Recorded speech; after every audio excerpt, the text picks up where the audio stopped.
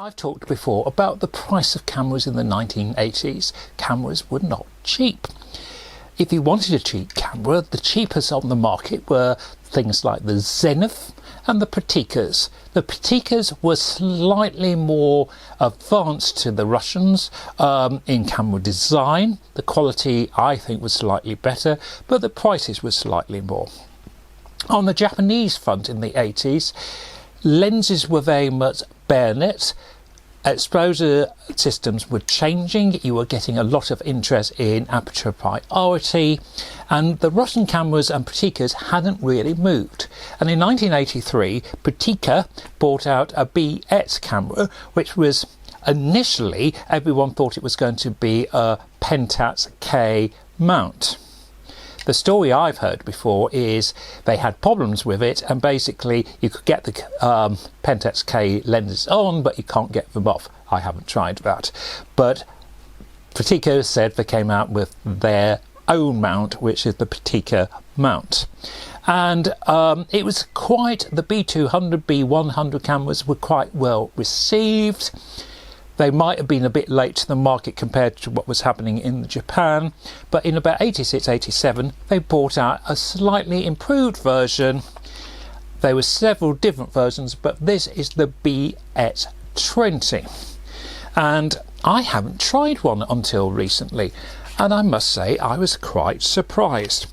It does sound, if I press the shutter. What I do find slightly concerning is the rind-on always feels a little bit insecure, but it does rind on.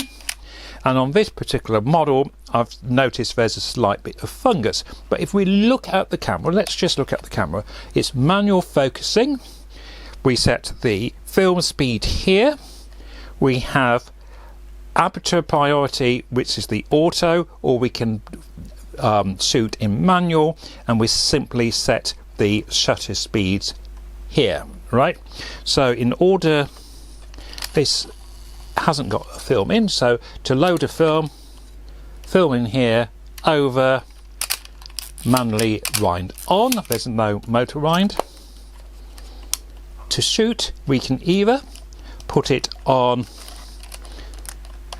auto here, set the aperture here, and the camera will select a shutter speed. So if I look through here, in this room at the moment on 5.6, it's selecting between 60th and a 30th of a second. Really nice feature is once you've taken a photograph, a little red filter comes in to show that you've taken a photograph and that you need to wind on. Haven't seen that in any other camera. I was surprised by that. So it's quite nice that you've got a depth of field preview. So that means it will show you what it would be like with the aperture stop down, and you simply press that here. It's got a self timer. Obviously lens comes on and off here. I was actually quite surprised when I used this camera. I wasn't expecting fantastic images, but I got sharp images. Remember that the German lenses have always been very fine, and these lenses are great.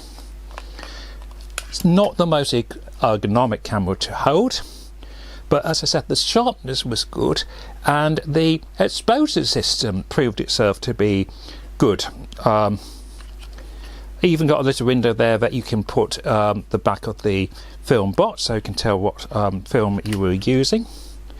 And that is basically it. These used to be extremely cheap. I think there is an issue of quality sometimes. You might find one and it just doesn't work. I have had a couple that haven't worked. But if you get a working one, as a user camera, as if you want to try shooting in film, you might be very surprised in a positive way how good something like the Praktica BX20 is. I was surprised. If you find one, have a go. Bye for now.